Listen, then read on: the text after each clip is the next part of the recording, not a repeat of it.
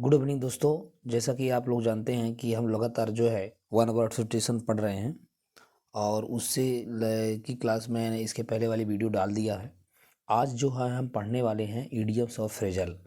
देखिए, इसमें से जो भी क्वेश्चन है, इसमें बहुत सारे क्वेश्चन मैंने लाया है क्योंकि इसमें से कोई भी जिसके भी हम लोग यहाँ पे पढ़ेंगे इसमें से कहीं ना कहीं ये क्वेश्चन आपको देखने को ज़रूर मिलेगा। तो ये इडियम्स और फ्रेजल याद कैसे किया जाए, ईडियम्स आज जो बताने वाले हैं आज हम, तो ईडियम्स और फ्रेजल की ट्रिक पढ़ाने वाला हूँ मैं। क्या पढ़ाने वाला हूँ? ट्रिक, कि कैसे इन चीज़ों को याद रखा जाए। मैं जिस तरह याद रखा हूँ उसी तरह से मैं भी आपको बताऊँगा कि ऐसे इसी स्थिति में हम इसको याद रख सकते हैं। ठीक है, तो बस मैं यहाँ पे देखिए ऐसे याद कैसे करते हैं इसको। तो देखो, स्वीपिंग स्टेटमेंट, ये देखने में तो लगता है ये याद कैसे होगा। स्वीपिंग स्टेटमेंट का मतलब क्या होता है? देखिए, स्वीप मतलब होता है स्वीपर, यानी आपका स्वीपर कोई भी चीज़ से पूछोगे उसको तो व्यापक रूप से आपको बताएगा ना, अपना स्टेटमेंट व्यापक रूप से देगा। इसलिए इसको हम थॉटलेस स्टेटमेंट कहते हैं, जिसे आप सोचा ना जा सके, इतनी ज़्यादा आपको स्टेटमेंट बता रहा है, यानी व्यापक बयान। इसका सही आंसर समझ में आ गया ना। अब देखिए, ऑल एट सी, अगर आपको हर जगह समुद्र ही समुद्र दिखे तो आप कंफ्यूज हो जाएंगे, इसलिए इसे आश्चर्यचकित हो जाएंगे, इसलिए इसको बोलते हैं पजल्ड। समझ रहे हैं ना।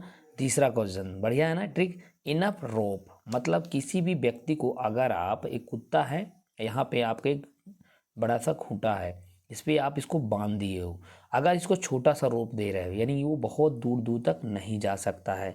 लेकिन अगर इसका रोप बड़ा कर दिए हो, इसका मतलब उसे बड़ा रोप यानी इनफ रोप, इसका मतलब है उसे इनफ फ्रीडम फॉर एक्शन, उन्हें कोई भी काम करने के लिए पर्याप्त एक्शन फ्रीडम दे दिए हो, यानी कार्य करने की स्वतंत्रता देना, उसी को बोलते हैं रॉप इनफ।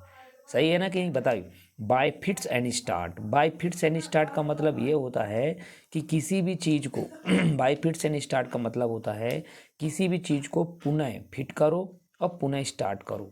मतलब इसका मतलब अस्थायी रूप से कहीं चीज़ को रखना। जैसे कहने का मतलब मेरा ये है कि आपके घर में कोई चीज़ रखी हुई है और उसको जगह पे, अगर टीवी रखी हुई है और उसका कोई जगह फिक्स नहीं है, तो आप आज यहाँ पे लगा लिए हो, फिर उसको किसी तरह से फिट किए, फिर उसको देखे, स्टार्ट किए, फिर उसको अलग जगह पे रख लिए, फिर फिट किए, फिर स्टार्ट किए। यानी आपका फिट इसलिए किया जा रहा बार बार क्योंकि उसका फिक्सेबल नहीं है, यानी अनियमित है, इरेगुलर फॉर्म में है, इसलिए फिट एंड स्टार्ट का मतलब है अनियमित, इरेगुलरली। समझ में आ रहा?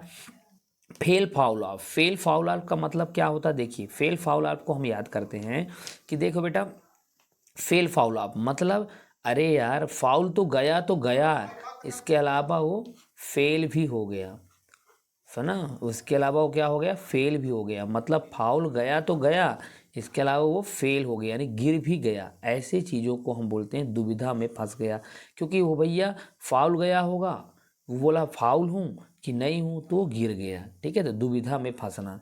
समझ में आ रहा है ना। इसके बाद टोकन स्ट्राइक, टोकन स्ट्राइक का मतलब क्या होता है? देखिए, इसका मतलब ये होता है कि किसी भी चीज़ को स्ट्राइक करने के लिए टोकन लेना, यानी किसी भी चीज़ को आपको टोकन लेना, मतलब स्ट्राइक करने के लिए एक शॉर्ट स्ट्राइक, हेल्ड ए वार्निंग, बड़ी हड़ताल की चेतावनी दे देना। किसी व्यक्ति को बोल देना कि मैं स्ट्राइक करूंगा, यानी उसको बड़ी चेतावनी दे देना, उसको बोलते हैं टोकन स्ट्राइक। स्ट्राइक के लिए टोकना ले आना, जैसे जैसे कह दिया कि भैया ये काम हो जाना चाहिए, नहीं मैं स्ट्राइक करूंगा, नहीं मैं सीएम के पास जाकर स्ट्राइक करूंगा, यानी एक टोकन लेकर आ गया। स्ट्राइक के लिए क्या ले आया भैया? टोकन लेकर आ गया। समझे कि नहीं समझ में आया? आया होगा।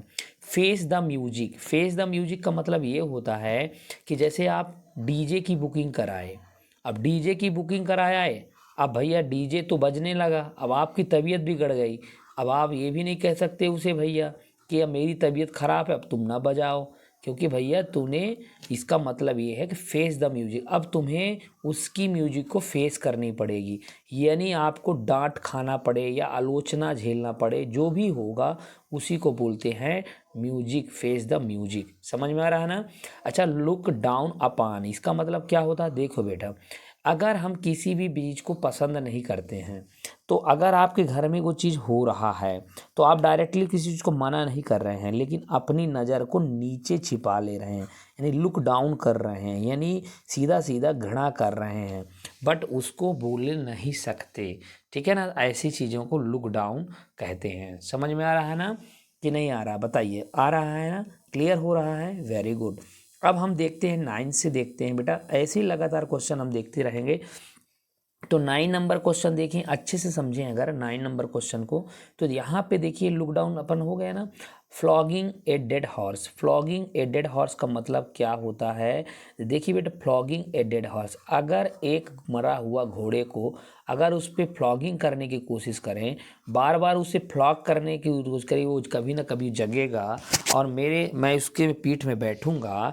ऐसी चीज़ें हैं बेकार समय में बर्बाद करना, क्योंकि ना तो वो उठने वाला है और ना उस पर आप फ्लॉगिंग आपका होने वाला है। इसलिए बोलते हैं फ्लॉगिंग इन हॉर्स, मतलब wasting time in useless efforts, कोई काम का नहीं, यूजलेस इफोर्ट्स रहा। अंडर क्लाउड, अंडर क्लाउड का मतलब क्या है? देखिए देखिए, अंडर क्लाउड का मतलब होता है बादल, बादल होता ना उसी के अंदर छाया होना, यानी सीधा सीधा बात यह है कि शक के दायरे। क्योंकि देखिए बेटा, अगर आप बादल से घिरे हुए हैं, इसका मतलब है कभी भी बरसात हो सकती है, यानी आपके मन में बार बार होगा कि भैया बरसात कभी भी हो सकती है, यानी आप शक के दायरे में रहेंगे। यानी आप किस में रहेंगे? शक के दायरे में, आप शक के दायरे में रहेंगे, ये आप जान लीजिए, है ना, समझ में आ रहा है ना। तो इसलिए इसका मतलब अंडर सस्पेंशन, अंडर सस्पेंशन का मतलब शक के दायरे में रहना, समझ में आ रहा है ना। अगला है ग्रीन थंब। अगला अगर हम लोग बात करें 11 नंबर को, ग्रीन थंब कैसे याद करते हैं? देखिए, ग्रीन थंब का मतलब ये होता है कि नेचुरल इंटरेस्ट, मतलब आपके अंदर स्वाभाविक रूप से जब कोई चीज़ रहेगा, स्वाभाविकता बनी रहती है। स्वाभाविकता का मतलब होता है कि आपके अंदर किसी भी चीज़ को इंटरेस्ट जागृत करना, यानी आपके अंदर किसी भी चीज़ को लेकर इंटरेस्ट जागृत रहता है कि ये होना चाहिए, यानी अपना हाथ उस पर फंसा के रखता है वो, यानी to have a natural interest, उसी को बोलते हैं ग्रीन थंब। समझे बात को।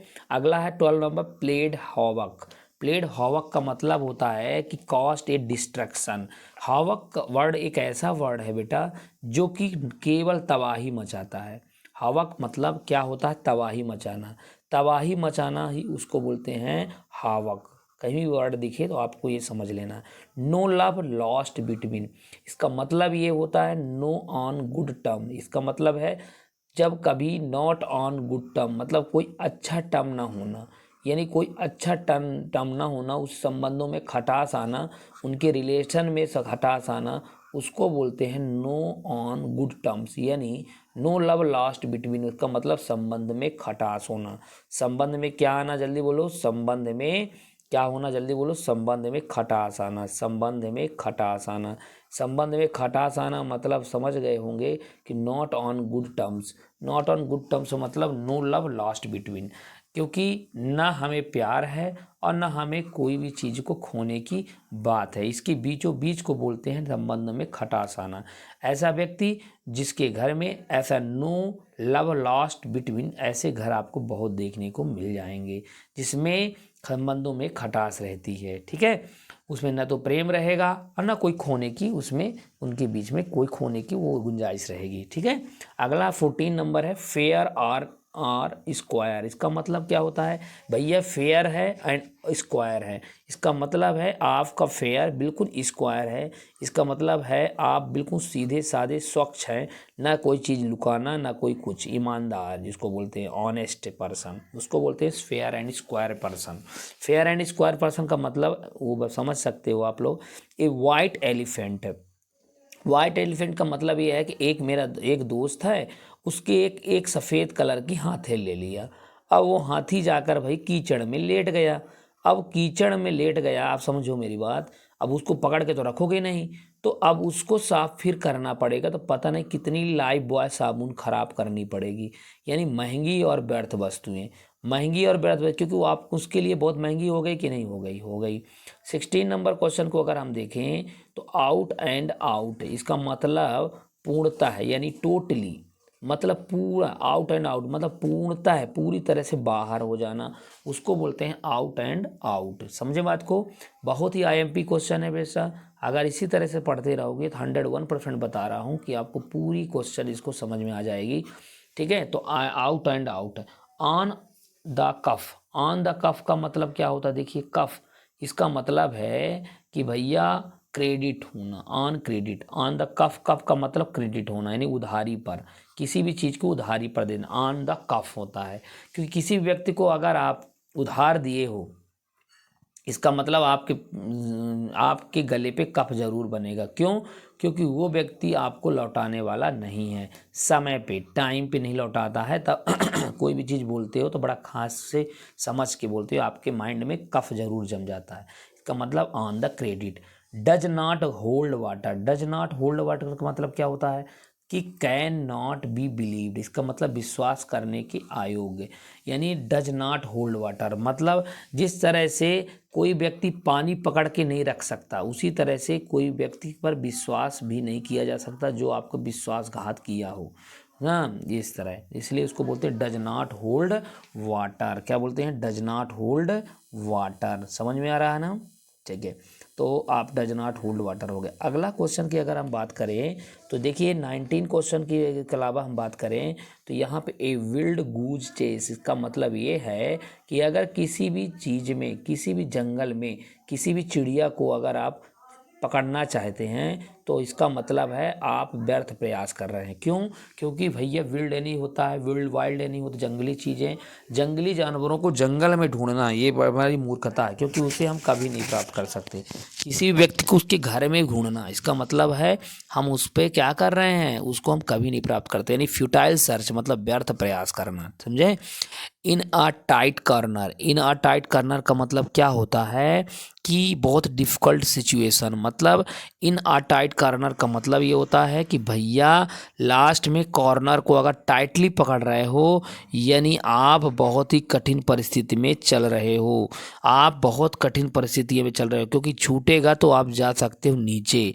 इसलिए टाइट कॉर्नर यानी विपरीत परिस्थितियाँ चलती है तभी ये सब काम होता है।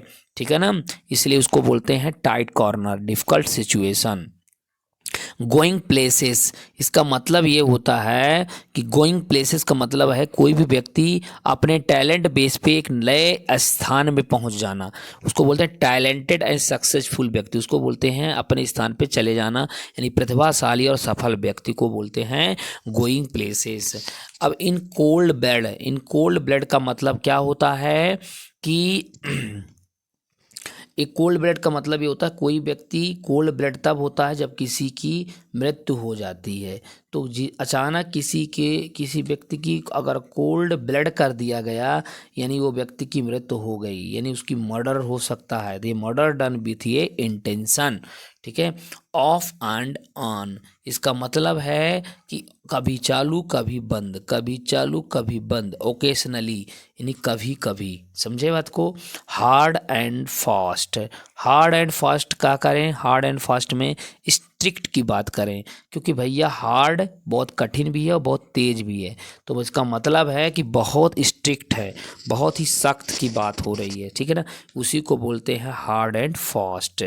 25 क्वेश्चन नंबर देखिए, टुक द टू हील्स, इसका मतलब यह है कि किसी भी व्यक्ति की अगर एड़ी ना पकड़ो, एड़ी ना पकड़ी जाए या पकड़ ली जाए, ठीक है, तो एड़ी यानी टुक द हिल्स का मतलब अपनी एड़ी लेकर चले जाना यानी भाग जाना, एड़ी लेकर जाना यानी भाग जाना, भाग जाना मतलब वहाँ से उछू मंतर हो जाना। ठीक है? तो उसी को बोलते हैं hard and fast, took and heels बोलते हैं।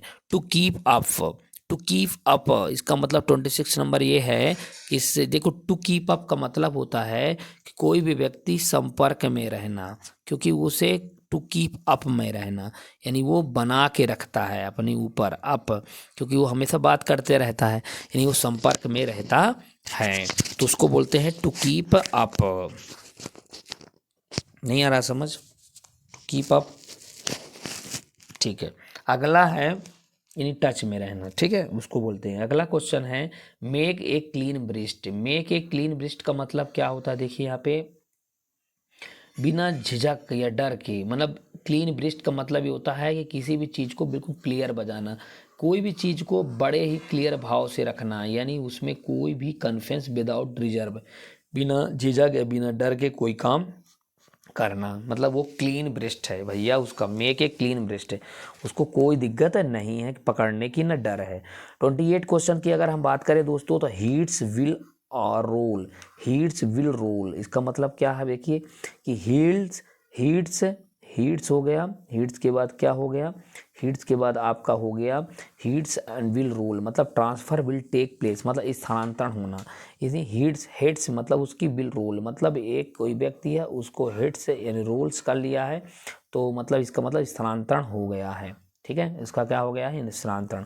अगला क्वेश्चन की अगर हम बात करें दोस्तों, नेक्स्ट क्वेश्चन की बात करें, तो यहाँ पे देखिए make no bones about, make no bones इसका मतलब है देखिए do not have any hesitation in anything, किसी भी चीज़ का कोई hesitation, make no bones about, किसी भी चीज़ के बारे में कोई भी हड्डी छिपा के ना रखना, यानी उसको कोई भी बीच की प्रॉब्लम ना होना, उसको बोलते हैं बिना हिचक, मतलब कोई भी हिचक नहीं। अगला क्वेश्चन देखिए टेक आफ्टर, टेक आफ्टर का कैसे याद करते हैं भैया, टेक आफ्टर मतलब बाद में ले लेना, इसका मतलब समान होना, क्योंकि भैया नहीं बोलते हैं ए भैया अभी प्रॉब्लम है टेक ऑफ, इसको टेक आफ्टर रख लो, टेक आफ्टर मतलब बाद में देख लेंगे, इसका मतलब वो धीरे धीरे क्या हो जाएगा, समान हो जाएगा, समान हो जाएगा, यानी उसका कोई दिक्कत नहीं, उसको फिर हम देख लेंगे, तो टेक आफ्टर बोलते हैं उसको। तो टू स्टेव ऑफ इसका मतलब है पोस्टपोन, तो स्टेव ऑफ का मतलब होता है किसी भी चीज़ को स्टेव कर देना, स्टेव ऑफ मतलब दूर कर देना, इसका मतलब टाल देना, किसी भी चीज़ को स्टेव ऑफ कर देना यानी उसको टाल देना। ठीक है, 32 का नंबर है to give a piece of mind, to give a piece of mind का मतलब है टू रिप्रीमेंट, यानी टू रिप्रीमेंट का मतलब ये होता है कि किसी भी चीज़ को फटकारना। देखो to give a piece of mind, इस to give a piece of mind इसका मतलब क्या हो रहा है, समझ पा रहे हो, टू गिव टू कीप मतलब to give a piece of mind का मतलब फटकारना किसी भी चीज़ को, क्योंकि to give a piece of mind अपने माइंड को शांति दिलाने के लिए किसी न किसी चीज़ को आपको किसी को डांटना पड़ सकता है या किसी को कुछ कहना पड़ सकता है, तो to keep peace of mind हो सकता है। Rest on lords, rest on lords का मतलब क्या, टू कंप्लेसमेंट यानी पुरानी उपलब्धि की गुणगान करना, यानी जो रेस्ट ऑन लॉर्ड्स का मतलब जो पहले कभी किसी ने मेडल पा गया उसी की बात अब बार बार करते रहना, उसको बोलते हैं रेस्ट एंड लॉर्ड्स।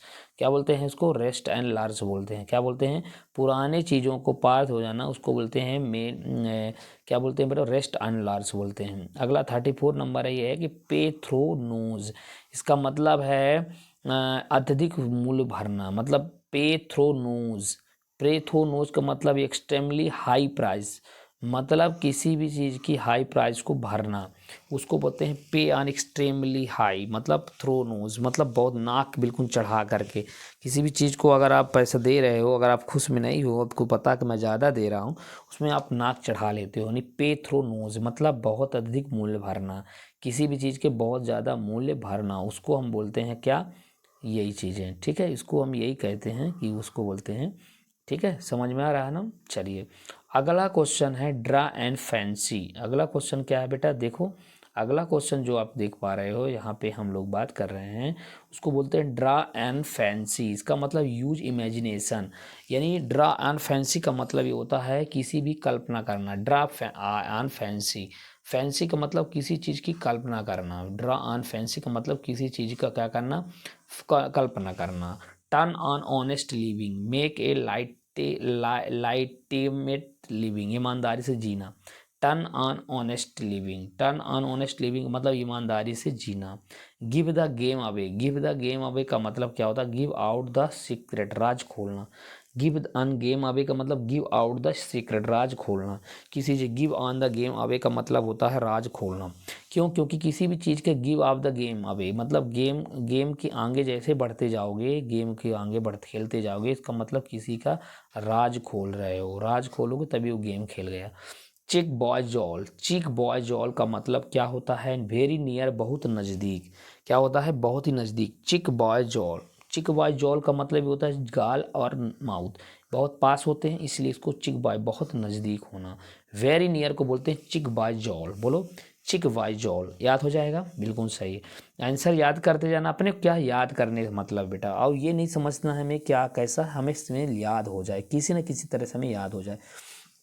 अगला क्वेश्चन देखते हैं बेटा, 50 क्वेश्चन हमें लगातार करानी है, इसमें हम लगातार इसमें देखें तो 15 ये वाला क्वेश्चन, गिव इन का मतलब जब गिव में इन लग जाता है तो इसका मतलब एल्ड, हार मानना, किसी भी चीज़ का एल्ड यानी हार मान जाना, उसको गिव इन बोलते हैं, ठीक है। और रन राइट का मतलब क्या होता है, एक्ट विदाउट रेस्ट्रेंट, मतलब स्वतंत्रता का हनन होना, एक्ट विदाउट रेस्ट्रेंट उसको रन रियॉट बोलते हैं, विदाउट रेस्ट्रेंट में स्वतंत्रता का हनन होना, विदाउट रेस्ट्रेंट मतलब रन राइट मतलब दौड़ता भी है और बहुत रैट जैसे दौड़ना, यानी वो बेचारा स्वतंत्रता का उसका हनन हो रहा है, यानी दौड़ रहा है लेकिन रन राइट हो रहा है, यानी स्वतंत्रता का हनन होना।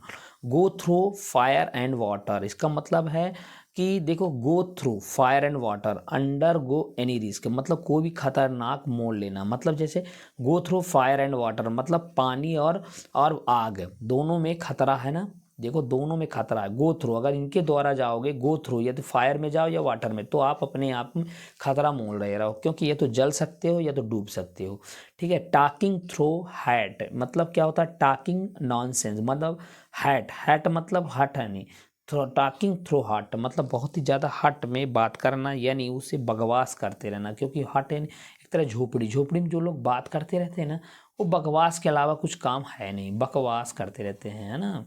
ये ध्यान रखिए, थोड़ा सा दिमाग दौड़ाना है बस, हो गया।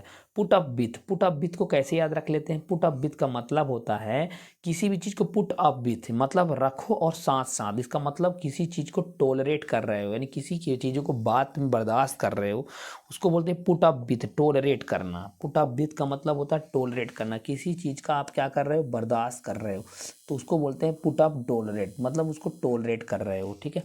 समझ में आ रहा है कि नहीं आ रहा, पुट अप टोलरेट कर रहे हो ना। अगला क्वेश्चन क्या है भैया, अगला है बाई फिट्स एंड स्टार्ट, वही चीज़ आ गया, बाई फिट्स एंड स्टार्ट का मतलब होता है इरेगुलरी। रीडिंग बिटवीन द लाइंस, इसका मतलब क्या है, देखो रीडिंग बिटवीन लाइंस का मतलब अंडरस्टैंडिंग द हिडन मीनिंग, मतलब छिपे हुए का अर्थ निकालना। रीडिंग द लाइन मतलब एक सीधा सीधा अगर आप पढ़ते जाएंगे तो आपको reading the between line to line देखे जाएंगे तो आपको छिपे हुए चीज़ को अर्थ भी मिलता जाएगा, ठीक है। तो उसी को बोलते हैं get the sack and dismiss for, बर्खास्त होना, किसी चीज़ का बर्खास्त होना, गेट द सैक हो जाना, गेट द सैक का मतलब होता है बर्खास्त हो जाना, ठीक है, यानी किसी चीज़ का खराब डिसमिस हो जाना, गेट द सैक होता है। प्रोस एंड कॉन्स का मतलब होता है कि कंसिडरिंग ऑल द फैक्ट, पूरी सारे पहलुओं को जांच करना, सारे पहलुओं को, प्रोस एंड कॉन्स मतलब सारे पहलू को पूरी तरह से प्रोस एंड कॉन्स कर देना, जहन करना। By leaps and bounds very quickly मतलब शीघ्रता से, बाय लीप्स एंड बाउंड्स मतलब बहुत ही शीघ्रता से, बाय लीप्स एंड बाउंड्स होता है, ठीक है। तो इस तरह के क्वेश्चन हमें लगातार आते रहते हैं और उसको हम ध्यान देते हैं, लगातार हम इसको पढ़ भी रहे हैं, देख भी रहे हैं। बाई लीप्स एंड बाउंड का मतलब शीघ्रता से, किसी भी चीज़ को बाई लीप्स एंड बाउंड्स का मतलब शीघ्रता से, जल्दी, ठीक है, ध्यान रखना। अगला 49 50 तक देखेंगे, इसके बाद देखें in the good books. In the good books का मतलब क्या होता है बताइए मेरे को, इन द गुड बुक्स का मतलब होता है in a favour with a both, अच्छे संबंध अपने दोस्त के साथ रखना।